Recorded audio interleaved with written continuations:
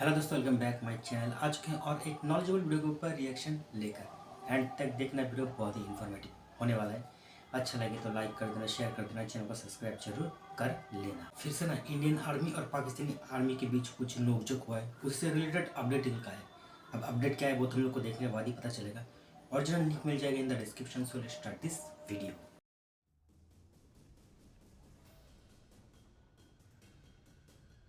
भारत ने पाकिस्तान को चेतावनी दी है।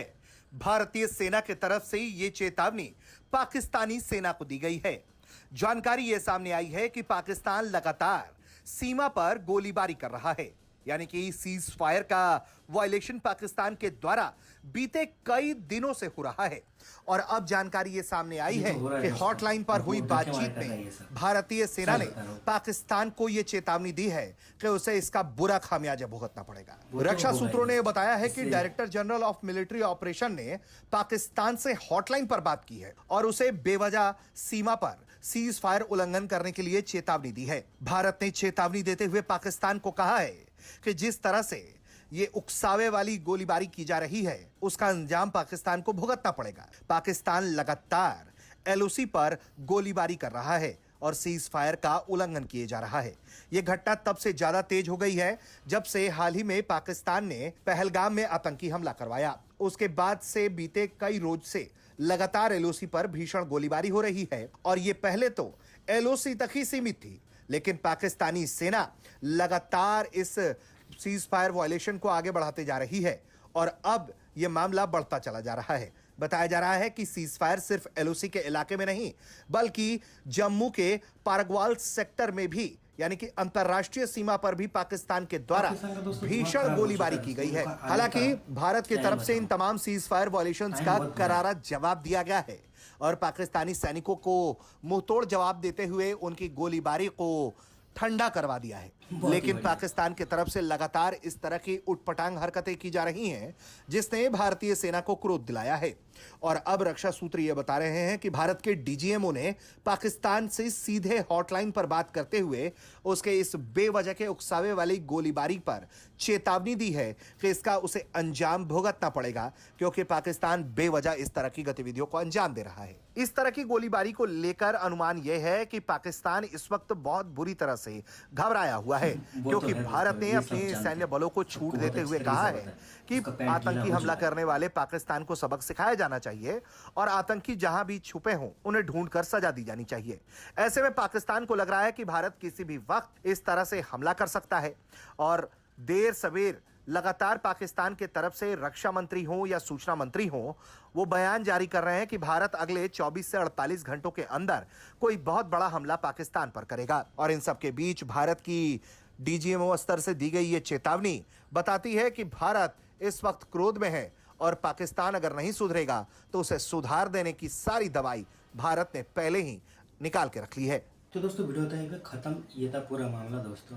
अब पाकिस्तान के बारे में क्या ही बोलूं, वो सब जानता है कि वो हमसे किसी भी हालत में युद्ध अगर हुआ तो जीत नहीं पाएगा, फिर भी वो ऐसा काम कर रहा है। अब किस लिए कर रहा है ये तो आप लोग को बहुत अच्छी तरीके से पता है। पाकिस्तानी आर्मी ये उल्टा सीधा हरकत करके अपने आप को कॉन्फिडेंट दिखाने का कोशिश कर रहे हैं, क्योंकि उन लोगों का ना फटा पड़ा है। वो भी बहुत अच्छी तरीके से जानता है कि एक बार अगर भारत का जो आर्मी है हमारे ऊपर अटैक कर दिया तो हमारे क्या हालत होने वाला है।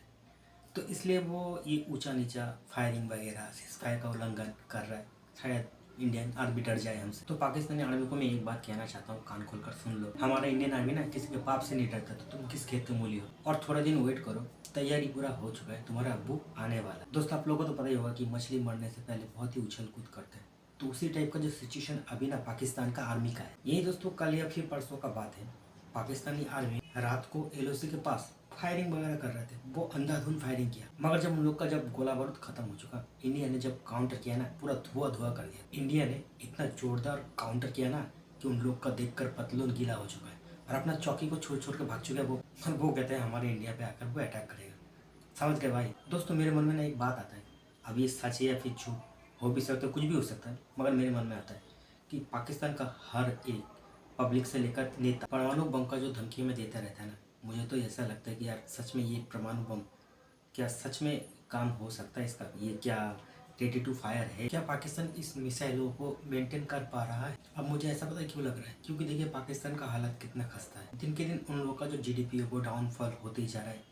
कोई भी इन्वेस्ट बाहर से पाकिस्तान में आ नहीं रहा है। पाकिस्तान में भूखमरी का हालत चल रहा है और हाल फिलहाल में कोई भी कंट्री पाकिस्तान को कोई कर्ज भी नहीं दिया। तो इस सारे सीनेरियो को देखते हुए मुझे कभी कभी लगता है, डाउट होता है, क्या वाकई में पाकिस्तान का जो परमाणु मिसाइल है वो रेडी टू फायर है? क्या भविष्य में वो चल पाएगा? अब ये तो मुझे नहीं पता, मगर मुझे लगता है दोस्तों। और अगर ठीक भी रहा तो भी उससे हमें कोई भी दिक्कत नहीं है, क्योंकि हम उसका बहुत ही तगड़ा काउंटर कर सकते हैं। वैसे तो पाकिस्तान का जो डिफेंस बजट है उससे ज़्यादा पैसे देकर तो हम रफाल एम खरीद रहे हैं। तो अब इससे आप लोग सोच सकते हो कि पाकिस्तान और हमारा तुलना क्या हो सकता है। पूरे वर्ल्ड के अंदर हमारा आर्मी है 4 नंबर पे और पाकिस्तान का 9 नंबर। मगर मैं इसके साथ साथ और एक बात भी बताना चाहता हूँ कि कभी कभी ये नंबर है ना, ये मैटर नहीं करता है। मगर फिर भी अगर पाकिस्तान हमसे युद्ध करना चाहे तो चाहिए पैसा, वो भी उसके पास नहीं है, तो वो क्या करेगा? यही मैं सोच रहा हूँ। सिर्फ बातें करने से तो कुछ भी नहीं होगा। युद्ध कर देंगे, इंडिया पे परमाणु बम का हमला कर देंगे। और दोस्तों मैं आप लोग को एक बात बता देना चाहता हूँ कि पाकिस्तान कभी भी भविष्य में कभी भी परमाणु हमला ना हम पर नहीं करेगा, क्योंकि उसको बहुत अच्छे तरीके से पता है कि भारत जब इसका काउंटर करेगा ना तो इसका जो परिस्थिति होगा पाकिस्तान का वो क्या होने वाला है।